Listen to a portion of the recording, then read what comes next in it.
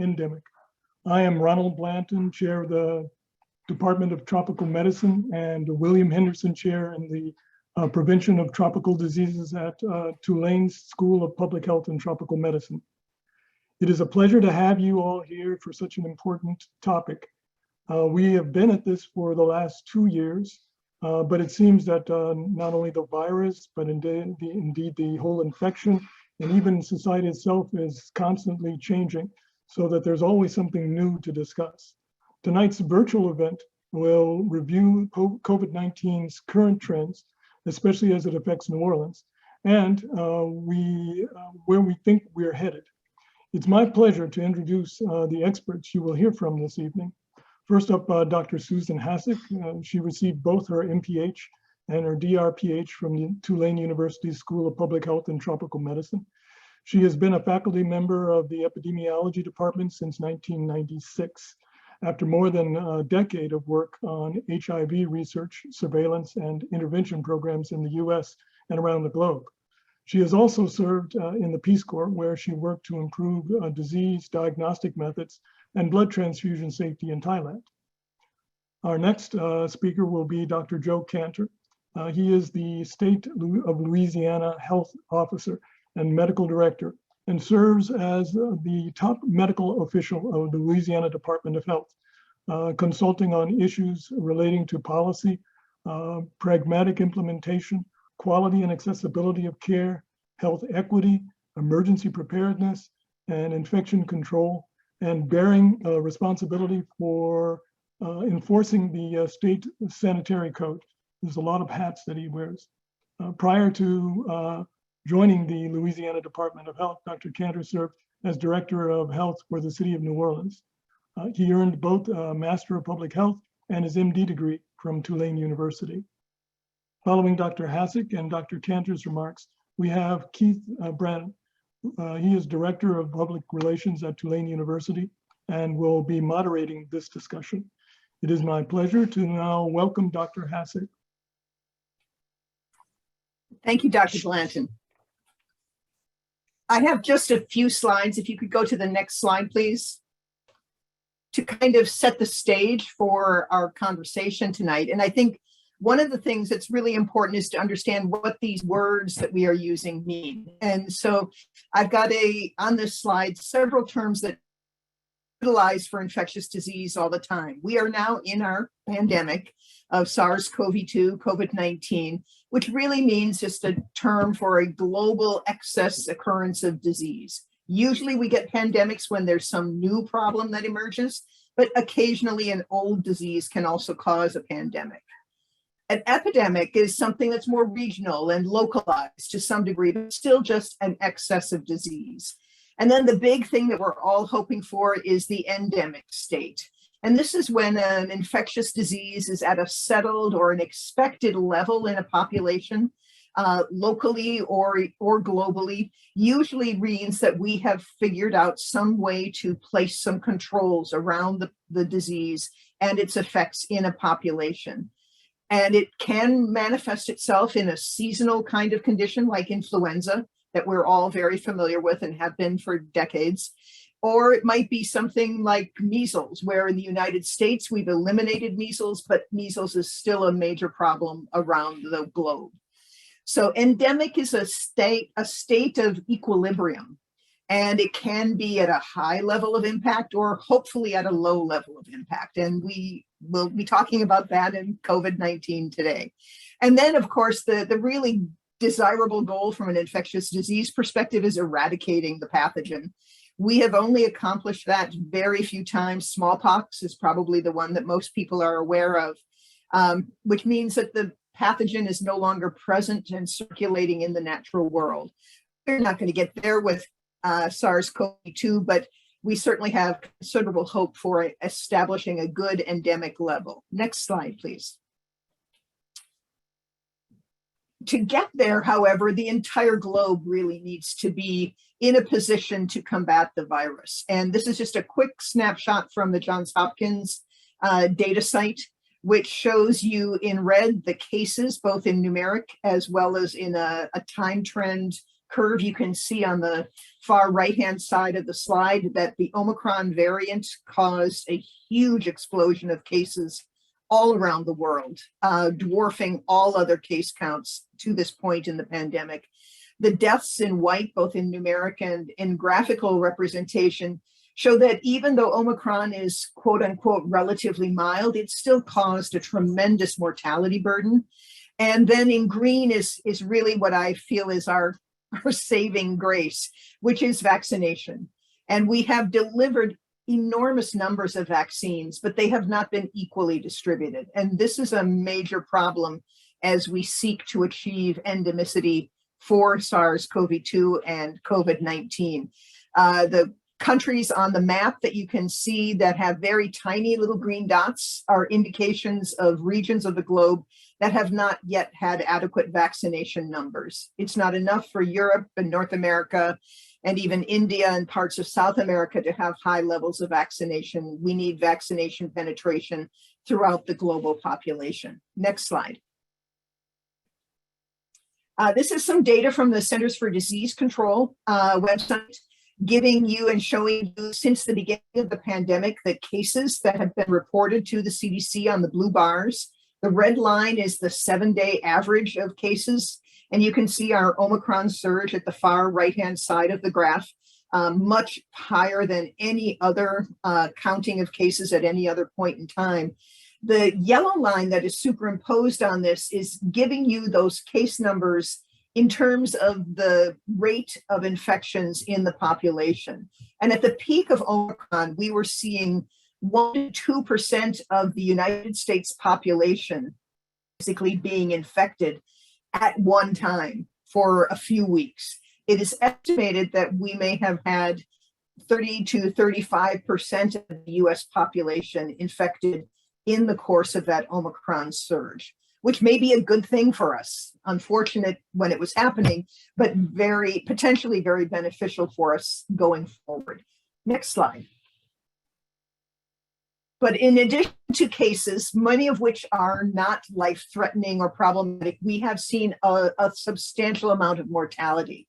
SARS-CoV-2, COVID-19, has been a substantial contributor to mortality. It's right up there with cardiovascular disease and cancer each of the last 2 years. And I think just this past week, moved into the number 2 spot above cancer and just below cardiovascular disease.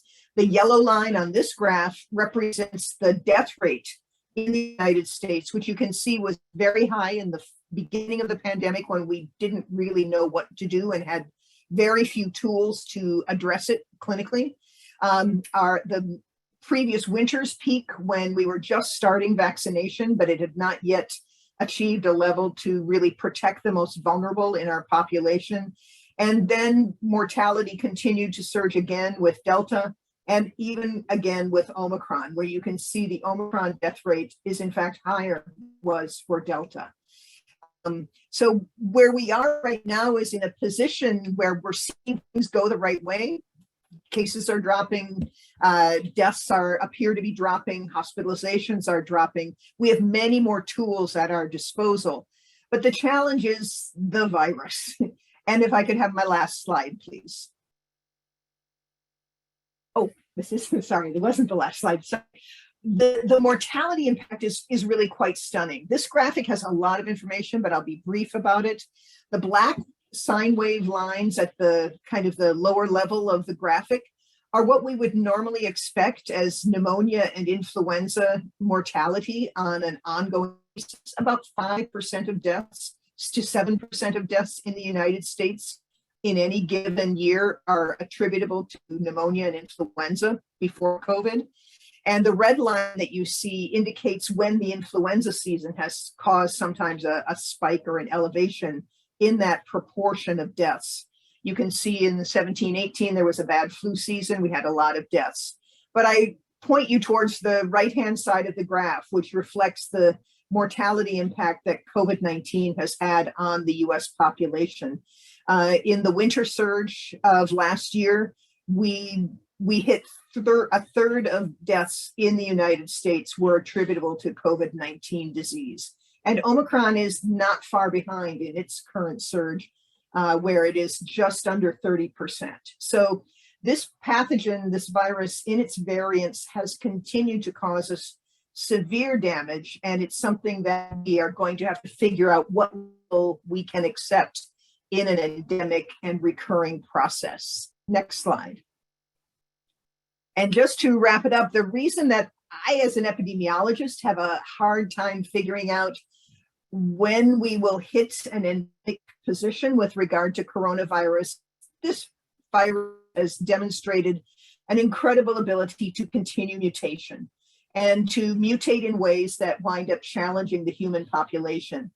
You can see from the transition from gold to purple, and I did not choose those colors, they were the ones that CDC has chosen, that it took Omicron about 8 weeks to become totally overwhelming in terms of causing cases of infection in the United States.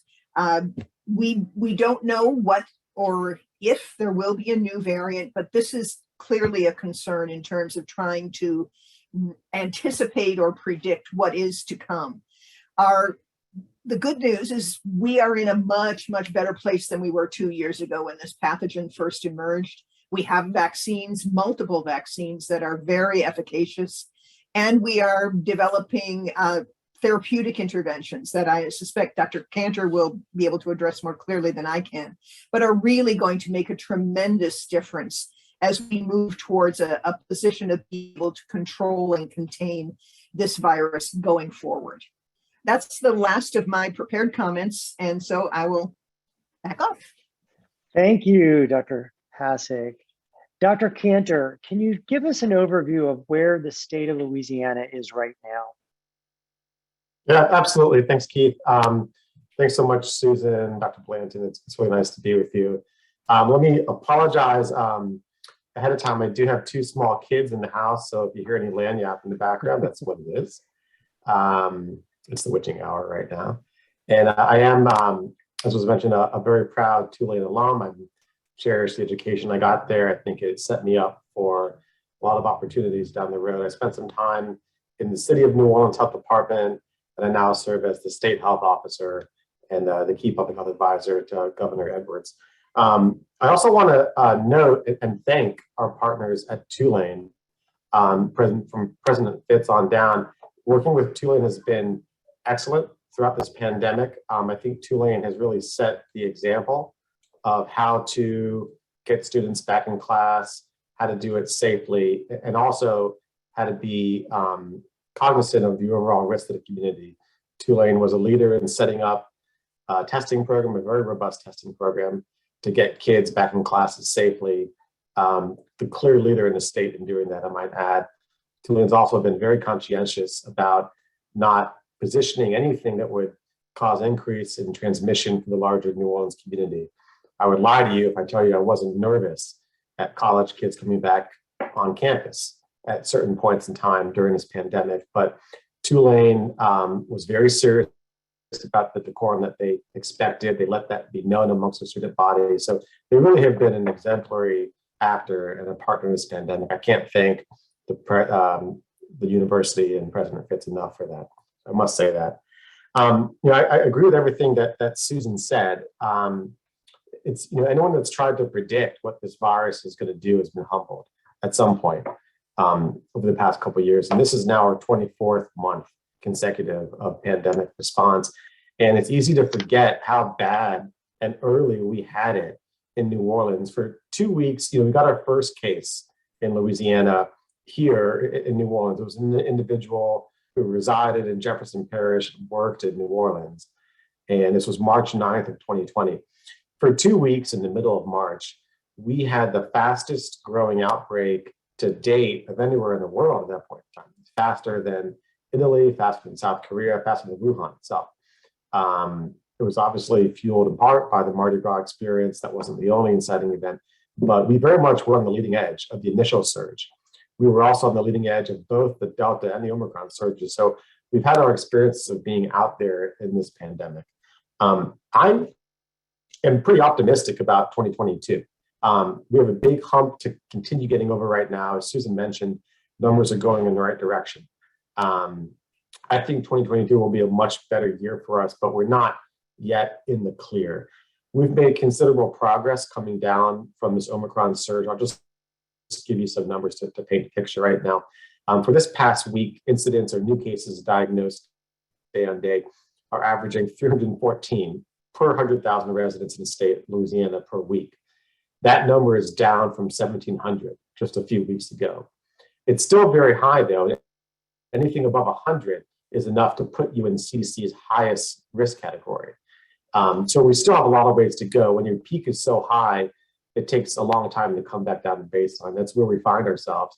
But the progress over the past few weeks has been rather consistent. Percent positivity of all tests being conducted in this surge peaked out at 29%. That was around New Year's, the first week of January. We're now down to 9.1%. Again, that's still a high number. It's lower, it's just below 5% in New Orleans proper. It's still not where we want it to be, but significantly lower than where it was a few weeks ago. As this pandemic has gone on, we've realized more and more that looking at hospitalizations, particularly looking at the number of COVID positive patients in hospital beds, it's probably the closest to ground truth we get in terms of tracking it. And the reason is all the other measures either lag somewhat or are contingent on other things. Looking at cases is obviously contingent on how many tests you have available and being done. And in the earlier months of this pandemic, testing was very limited. It's not so anymore. Looking at deaths is very much a lagging measure. We typically don't find out about a death for 2 or 3 weeks after it happens because the coroners have to investigate it and report it to us. But if someone's sick and they're in a hospital bed, we find out about that in real time. We get daily updates. So that's been our ground truth more and more as this pandemic has gone on. This particular surge, we peaked at just over 2,300 COVID positive inpatients at one point in time in hospital beds. That's down to just under half of that. We're just over 1,000 right now. And I think tomorrow we'll break below 1,000, which will be encouraging. The high watermark for the pandemic was in our Delta surge in July and August of 2021, where we peaked out about 3,022. So we haven't hit that mark yet. I don't think we're going to hit it again, to be honest. But that's what more and more we look at to get a really good sense of, the truest measure, I think, of what the overall burden is. And I'll tell you the red line for the state in terms of mitigation measures, when to get more aggressive, has really been what's the capacity of hospitals. And the governor has not been willing to allow hospitals to become overrun to the point that jeopardizes the ability to provide acute care for both COVID and non-COVID patients. That's been the red line. We came very, very close. We never had to enact crisis intensive care in Louisiana hospitals across the state. A number of states did, at least 5 or 6 states did. We got very, very close, but thankfully we never had to do that. The city of New Orleans has obviously instituted measures above and beyond what the state has done. And I think that's for a good reason. There's extra risk in New Orleans, particularly with Mardi Gras happening right now, travelers coming in, more gatherings, more risk. I think they've been right to have more measures to match that. Our biggest liability, I think, in the state right now is our vaccination rate. We continue to lag behind where we need to be. There's 60% of the general population of the state has had at least one dose, 52% is fully vaccinated, and of those 52% that are fully vaccinated, only 37% are boosted. And we know that particularly with the Omicron variant, and it still is over 99% of cases right now are Omicron, getting a booster is so important to have adequate protection. New Orleans has done much better, significantly better. In the city of New Orleans, 77% of the general population has had one dose, 67%, which is about 2/3 of the general population, are fully vaccinated. For adults, 84% of adults in the city of New Orleans are fully vaccinated. New Orleans has done considerably better than the rest of the state. But as we've seen, the risk elsewhere can easily get conferred into New Orleans. I do think we are better situated to weather the tail end of this surge and to weather future surges for a number of the reasons that Susan mentioned. Omicron certainly was less severe in terms of the illness that it caused. In prior surges, we were putting about 20% of hospitalized patients on ventilators. In Omicron, that was down to between 5 and 10%. The problem in communicating this is that while on average with Omicron, you're less likely to get severely ill, that's not a guarantee. Some people certainly are. And then from the hospital, from the state's perspective, even though on average the acuity is less, the numbers still add up. And when the transmission is on the magnitude so much higher as it was for Omicron, you still see high numbers, 2,000 patients hospitalized, so to say. But on average, the acuity was less, and we're thankful for that. We have significantly more tools to treat this disease than we did a year ago in this pandemic. I'm not even talking about vaccines. I'm talking about treatment after one gets infected, treatment designed to keep one out of the hospital. There's 5 FDA authorized or approved treatments right now. There's remdesivir, which is an IV medicine. It's given for a 3-day course, outpatient. There's sotrovimab, which is a monoclonal antibody given as a single infusion. There is another monoclonal antibody called bebtelovimab, which got authorized just this week by the FDA, that also has efficacy against Omicron that can be given as a single infusion. And now there are 2 oral medicines. There's the Paxlovid pill from Pfizer and the molnupiravir pill from Merck. None of these are silver bullets. None of these are 100% effective, but they do add to our ability to treat this disease. And we'll get more treatments down the road. You know, we found out about a month ago or so that 2 of the more common monoclonal antibodies in use in prior surges, Regeneron and bamlanivimab, didn't work against Omicron. They had no effectiveness.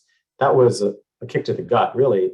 But now we have a new one, bebtelovimab, and we'll have more down the road too. So I think as each week and month go on, we'll get more tools to manage this disease, to lower the mortality, essentially.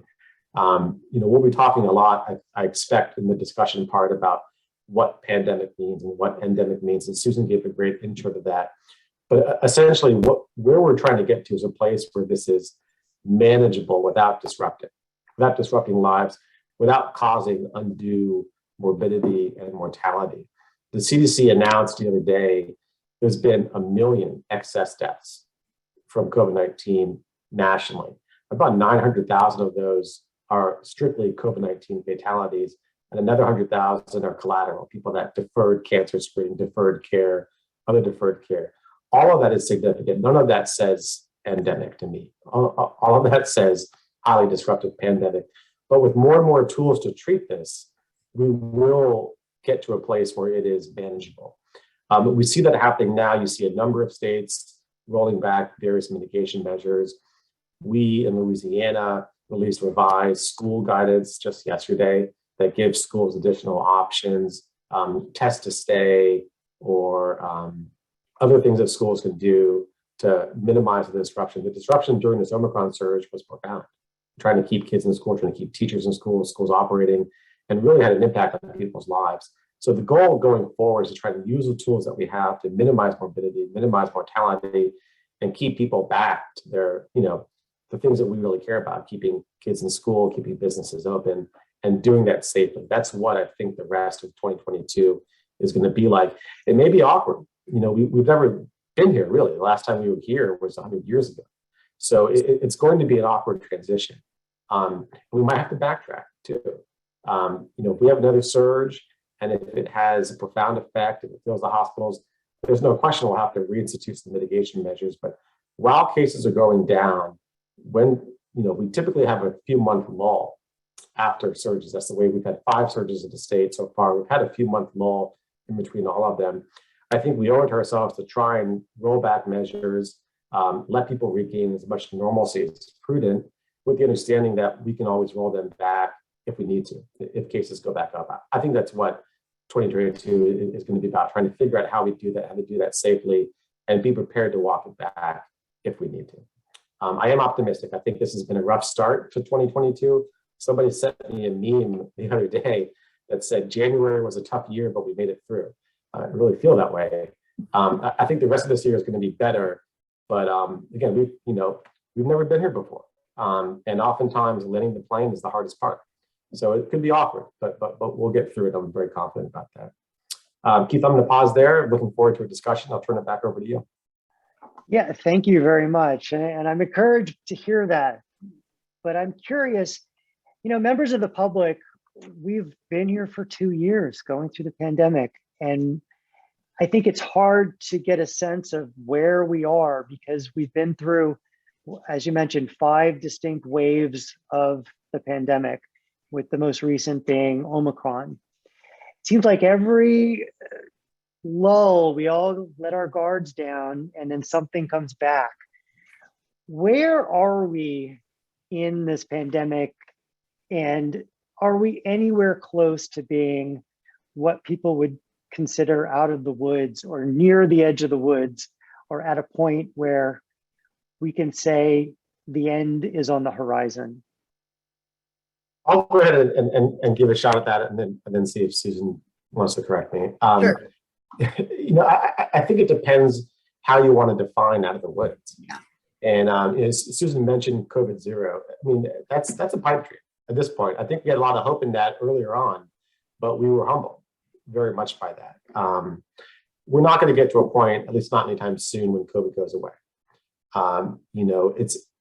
It's going to be with us. I hate to make the comparisons to the flu because there's a lot of pitfalls in that, but much like the flu doesn't go away, COVID's not going away. So if that's our goalpost, we're not going to hit it.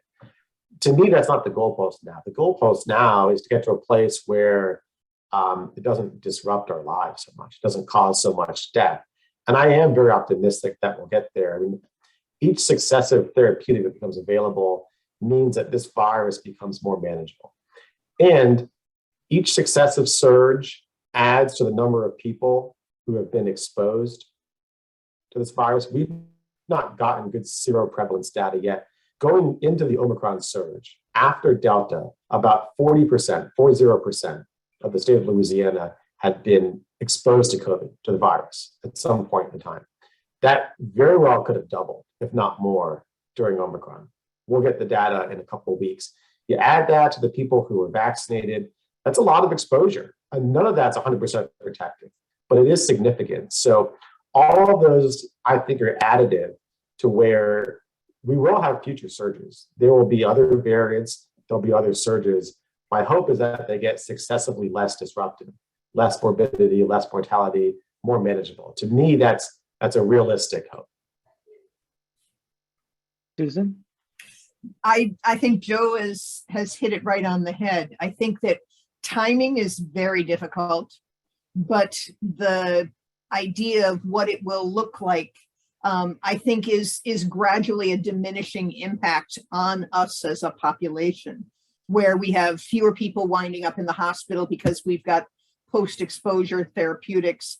We've got rapid tests that can be done at home now, so people can assess their infection status if they're going to interact with someone who's particularly vulnerable, which can have a tremendous benefit in protecting those that are unable to mount a good immune response. And so I think the combination of sequential and serial natural infections combined with vaccine is going to be tremendously advantageous to us, and hopefully will continue to blunt the clinical impacts of the virus. But I agree, it's not going to disappear. We're not going to eradicate it. I think the countries that are attempting to maintain a zero COVID policy are really in a difficult position, because with a virus that's as transmissible as this one is, that's probably an unrealistic expectation. But we've got to find a level that we can tolerate collectively as a society. With influenza, we see 35 to 40,000 people dying a year. The number for COVID for a while might still be considerably higher than that, but hopefully we won't have days anymore where we've got 2,000 to 3,000 people dying every day. I think figuring out where we settle, that equilibrium point, is to be seen. But I think with the new therapeutic interventions, we can reach a manageable point. As public health officials, how do you communicate or set expectations to the public about, that's a very nuanced discussion of when we are comfortable to live with this virus. How do you communicate that to the public who wants an answer of the pandemic is over, or something that is more concrete? And these are very nuanced metrics or levels of what dictate success. Joe? Yeah, Um, it's been a challenge, and it strikes on a number of levels. I think it's different in different environments. There's a large part of Louisiana that's been done with COVID for quite some time. To be frank, there's a big rural conservative segment of Louisiana that has been done more or less with mitigation measures for a decent amount of time, and would push back on what they view the severity of the disease to be, and the efficacy of vaccines, and a whole number of issues. And then on the other side, you have communities who are marginalized, who bore the brunt of the morbidity mortality, particularly in the earlier surges, particularly in New Orleans and other urban centers, who we as society failed to protect. I'm talking about, people like essential workers, where we acknowledge that the work that they provided was essential to us, but perhaps the workers themselves were less than essential. And I think those communities have every right to be suspicious. And this conversation playing out nationally now, where you see a lot of Democratic governors trying to communicate that, Keith, trying to say, we're transitioning, we're walking back. The pitfalls there are that there are communities that have really been left vulnerable, and they are right to be suspicious in there. And it's challenging to communicate that effectively. I think all you can do is just try and be honest. The next 24 months of this pandemic are not going to look like the past 24 months.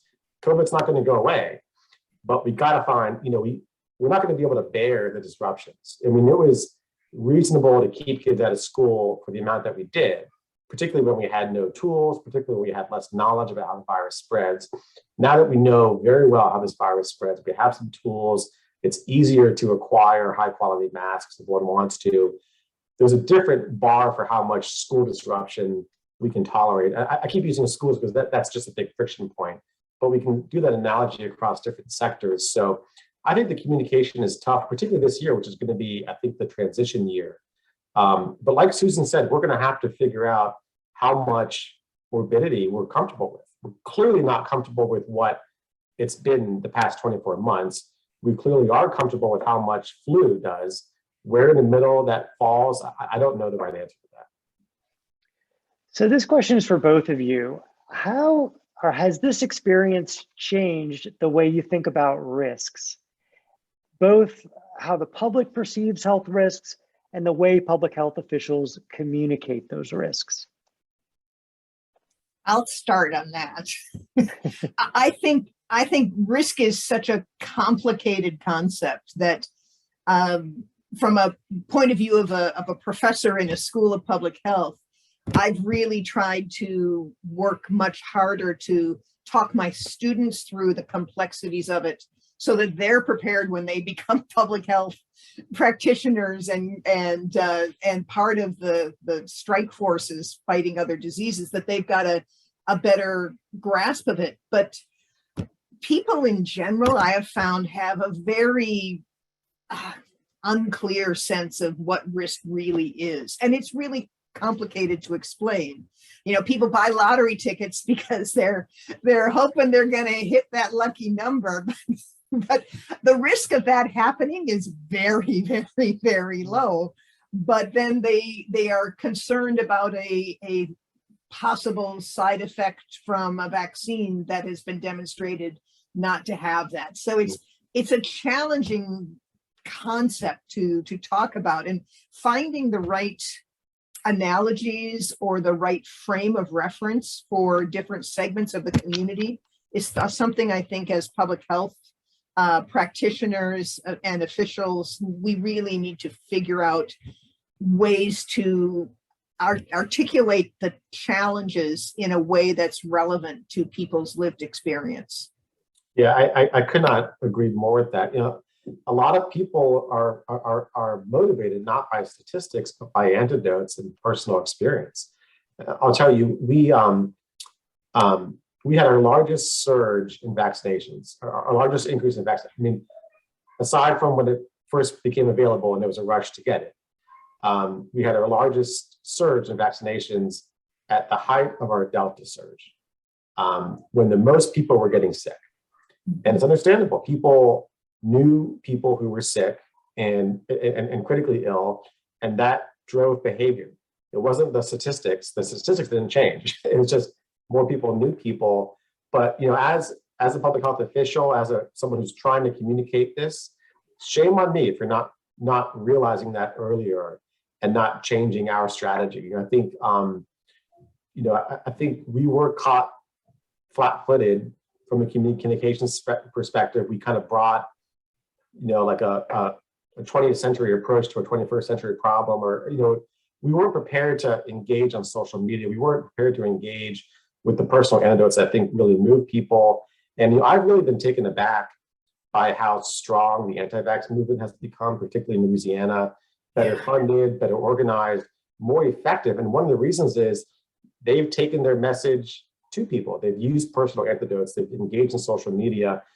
The formal public health world has been too slow, I think, to really engage in that level. Joe, what do we need in a clinical sense to, quote, live with the virus? More therapeutics, easier access to therapeutics. What I left off in my initial comments was we have these 5 therapeutics. 4 out of the 5 are in very, very short supply. And the 5th one has some funding barriers that makes it difficult for some people to get it or hospitals to invest in it. We're just having to triage these medicines to only the most at risk or people that have the most risk for severe complications, elderly, people that have underlying conditions. That's not good. And when you have to triage like that, there are inequities that, as much as you try and account for, the disparities come out anytime that there's a scarce resource. So we need more therapeutics. It's no secret, and the federal government knows this. I feel like on one hand, we're blessed to have 5 authorized therapeutics plus vaccines only 2 years into this thing. On the other hand, it's just not enough. So I think as they become more available, more institutionalized, easier to access, it'll give people more tools. Do you think we'll go to a 4th dose of the vaccine or be pushing more boosters in that? Maybe. It's tough to say. Israel probably has the best data on this right now because they've engaged. They saw pretty good results in 50 and above from a 4th dose, but not great results below that. That's just preliminary data. We'll see how it pans out, and we'll see what subsequent surges do. I think you just kind of have to wait and see. It's clear that the efficacy wanes even after a booster, but you still, it'll go down from 85 or so to 70% protective against hospitalization, but that still is substantial. So we'll have to see. I don't want to discount, natural immunity. We're not great at describing how protective it is, but it clearly is some degree of protective. And again, after this Omicron surge, there's a lot more exposure than there was on the front end of this. So I think we'll just have to see. So Susan, we haven't talked about masks. Do you both think we will be wearing masks for a long time? Well, I don't think we'll be wearing them continually. I mean, some people may choose to, and until we get better therapeutics and perhaps a more precisely targeted vaccine product, that may be the best thing for individuals who are at very high risk or immunocompromised if they're going out into the world. And I would hate to think of them being sequestered. But I think there are going to be long stretches of time where, there will be no need for masks. Individuals, I'm starting to think that, maybe every flu season I'm going to have a few masks in my work bag just in case. But it's, it is something that I think is an effective tool. It's low tech. It's relatively easy. It's not permanent. And so I think it's something that we should consider as an option, particularly in certain situations, a crowded indoor space in the middle of flu season, I think I might be wearing a mask, even if COVID wasn't an issue. But it is something I think we need to recognize has a really important role. And in kind of contrast to the idea of, getting a fourth dose, a fourth booster, in short order, I would argue, the boosting of the circulating antibody is not really the solution. We can't keep doing that over and over and over again. A mask is a not unreasonable alternative to that. The continued strengthening and boosting of the cellular immunity is something that I think we need to pay attention to. We get an annual flu shot, maybe we'll wind up with a flu COVID combo shot that we get every year. Well, I would like to get to some of the questions we've gotten from the audience members. And one of the questions is, how could achievement of a 90% vaccination rate across an urban population, for example, Washington, D.C., affect those residents and their suburban neighbors as we move into into 2 years after living with COVID? I guess the question being is, vaccination rates and surrounding areas and how the impact. Well, I think the vaccination rates in any metropolitan area are extremely important. It has a direct impact on hospitalization and mortality. So there's clearly a benefit. The Pfizer and Moderna vaccines, which are most commonly used in the United States, they didn't test for its ability to prevent infection in the initial trials.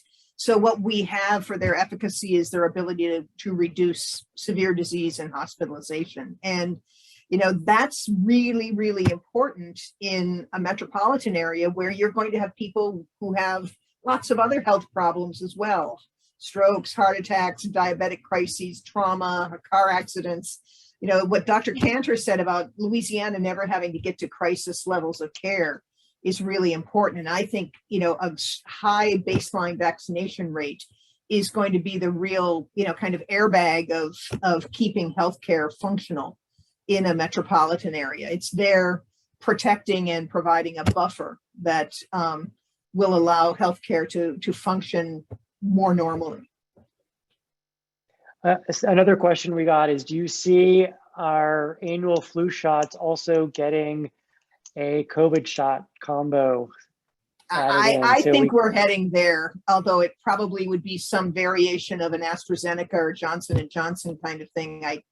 I don't know if there's a way to kind of merge the mRNA methodology with what we currently use for flu, but maybe I haven't paid as much attention to flu vaccine technology. So maybe they're working on some different platforms for influenza vaccination. But I think, a combo shot where you're catching people for both of these respiratory conditions would be a great advancement. Yeah, I'll add to that. The mRNA vaccine platform has proven to be a very, very safe vaccine platform. One of the hopes of the mRNA vaccine platform on the front of it was because the development time, the time from lab to production is so much less than traditional vaccines. The hope was that as new variants came in, you could just dial it in the new variant, have a new makeup of it, and produce that at a much shorter time frame than you would with other types of vaccine platforms. What has not kept pace with that is the FDA's regulatory programs. And they're still in this kind of older mindset of it takes more time. They do have a program to help get the flu shot authorized year on year. It's always a different flu shot. But once the regulatory bodies figure out how to allow for rapid alterations, in theory, that would be possible. Just like the flu, you could dial in what you believe to be the prevalent strands of that year. If COVID continues to be something that causes this degree of disruption, whether it will or not, again, I think we just have to wait and see. Another question from an audience member is, do we have any information about the risk of long COVID after the Omicron variant? No. It's too soon. It's I mean, we're still getting out of this surge. So, you know, by definition, long COVID, you know, symptoms that persist beyond about a month after acute illness subsides. So we're just too early to tell. There's no reason to think it won't be. No reason to think it won't be significant. You know, I mean, what we do know is the degree to which one gets long COVID symptoms is not necessarily directly related to how bad their illness was on the front end. And we've seen people with long COVID who've had very mild illness. We've seen people with long COVID who've had essentially asymptomatic illness too. And it can hit pretty much every organ system. It can be difficult to diagnose, certainly near impossible to treat. And I think that's a concern. I think we're in for a lot of morbidity, perhaps low grade on some people, but still morbidity after this surge. You know, think about there's this sentiment of, you know, don't do any mitigating measures, just let the virus rip, and you know, protect the elderly if you can, and let it rip on everyone else. And when people say that, they're not thinking clearly, and this is one example of that, because you're going to subject a lot of people to potentially debilitating symptoms for which not only do we not have a good treatment, we don't even understand why they happen in the first place right now. There are a few questions about long COVID, and a similar question is, what are your thoughts on how long COVID concerns affect people's risk assessment for COVID? Unfortunately, I don't think they're thinking about it much at all, because it is one of the things I think about in thinking about decisions I make for my own personal behavior and the choices I make with regard to what I'm going to do, what I'm going to participate in, because I don't want to get long COVID.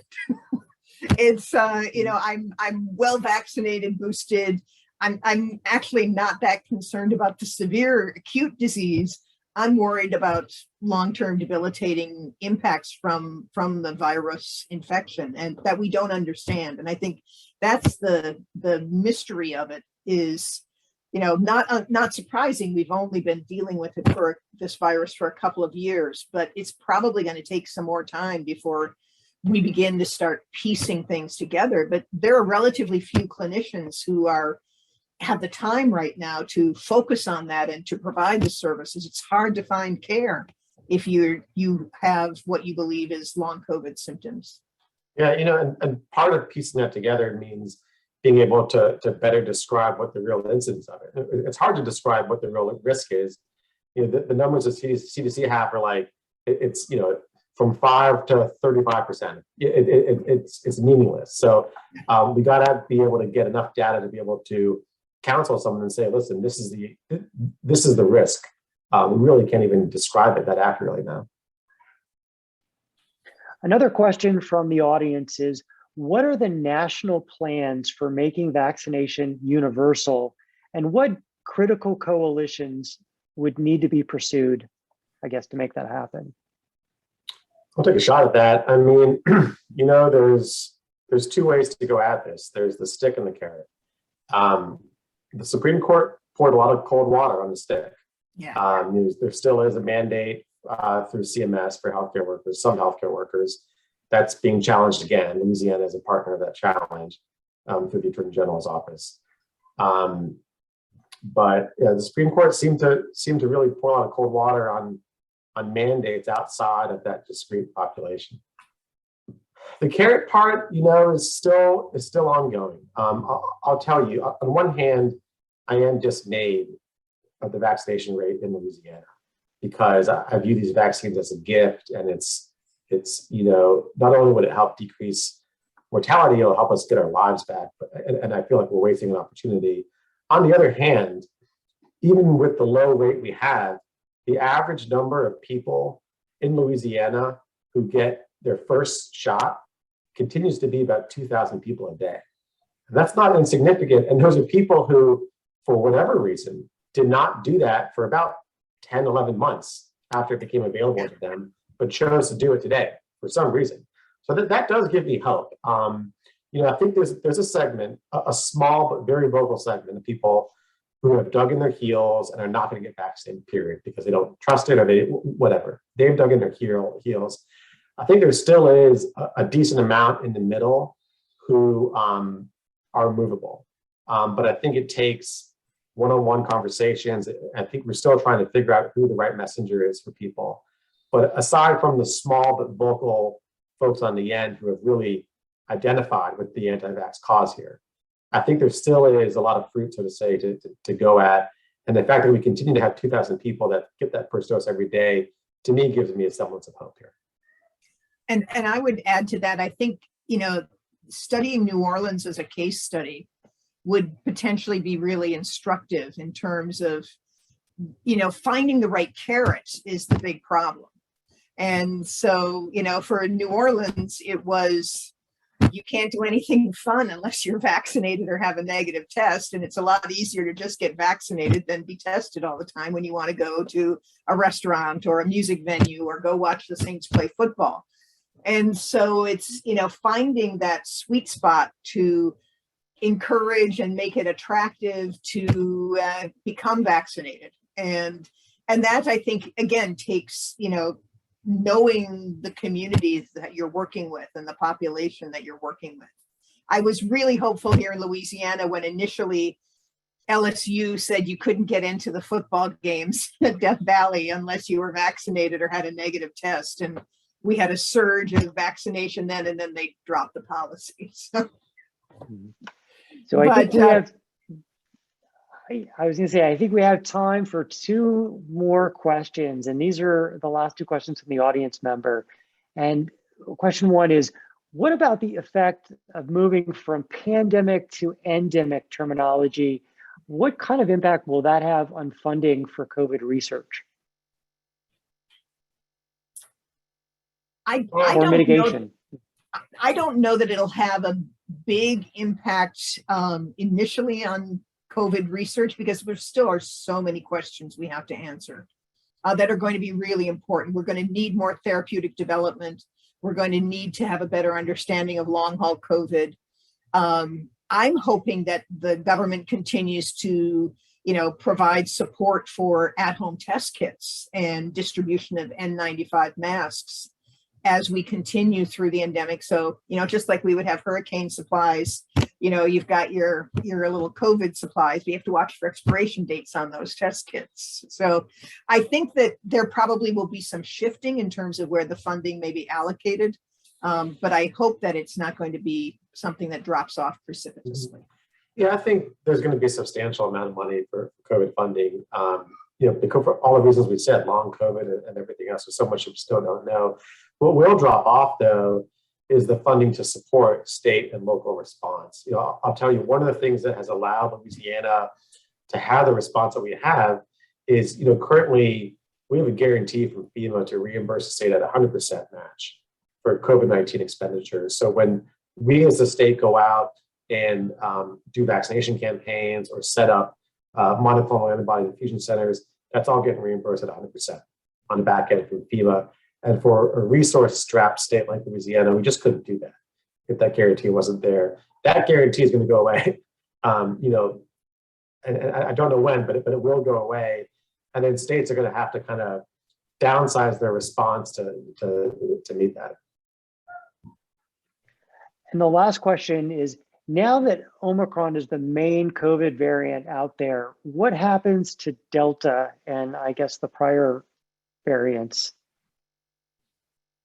There's still probably a few clones of them all circulating around in various corners and pockets, but it's really a competitive environment for the viruses and the variants of the same virus. And so it's pushing the puppies pushing each other out of the way of the food bowl. Doesn't mean the puppies are going away, but the next variant might be something that's a hybrid of beta and lambda that never really had a major impact here in the United States, but they've been circulating someplace else and wind up swapping some RNA codes that make them something that is distinctly different and can be competitive. So final thoughts on what we can expect in the weeks ahead, as I know we're preparing for Mardi Gras here in New Orleans, but what should the public be looking for as we gauge the future of this pandemic in the next weeks or months? Go ahead and start. Yeah, I think the next few weeks are going to be good for Louisiana and for New Orleans. You know, just historically, we do typically have a lull after a surge. This was the biggest surge that we've had. So I think in terms of Mardi Gras, I think the timing is rather fortuitous. I mean, the earlier part of the Mardi Gras season, we have increased risk now, but come Mardi Gras Day, I would bet that we're either at baseline again or pretty darn close to it. You know, going forward, and I think this is what I would like to message to families. And I'm not saying it's good or bad. I'm just saying this is where the nation is going. The nation right now is moving from a collective risk management posture to an individual risk management posture. And you see the language coming out is protect yourself. Here's how you protect yourself. Again, I'm not affixing value to that, but that is where the country is going. There are more tools now than before, and there's more tools available on an individual level. You can get a N95, a KN95. You know, earlier in the pandemic, you know, even doctors couldn't get them. So I mean, now those are much more available. So I think the prudent thing for families to do now, and admittedly, this transition is awkward. It's awkward for everyone. But families do need to make their own risk assessments. And I'll give you an example, because we do this in my own household. You know, we're talking about whether or not we're going to go to parades this season. We're all relatively low risk. We don't live with our grandparents. There's no one particularly vulnerable in our household. So we've made the decision that we're going to go to parades. We're not going to stand anywhere close to the front. We'll be in the back. And if it gets crowded, if we feel that we're crowded, we're going to put on masks. That's what we're going to do to manage our risk. But that decision is not going to be the same for every family. So again, I'm not saying it's right or wrong. The country's moving this way, but the country is moving this way. So I do think families need to take stock of what their own risk is, what their own risk tolerance is, and then that will dictate how aggressive their own family mitigation measures should be going forward. I think Joe's hit it right on the head. It's moving from, you know, managing crowd sizes and indoor mask mandates to personal responsibility and assessment of what you're comfortable with and what's appropriate for your own setting. And I think that, you know, I suspect that will stay in place unless we get a really bad new variant that causes us all sorts of problems, when there will be, again, some collective efforts made. But I think for Louisiana, for New Orleans in particular, I'm hoping this lull that we're heading into is going to last all the way through Jazz Fest and Tulane graduation, so we can enjoy both of those events fully and then be ready for whatever comes after having a bit of break. Susan, put that out into the universe. I support it. I just did. Well, one of our commenters just said, I hope your optimism becomes our reality. And I think what a great comment to close today's session on. Susan, Joe, thank you both for joining us here today. We really appreciate your time and your expertise. Happy to be here. My pleasure. Thank you.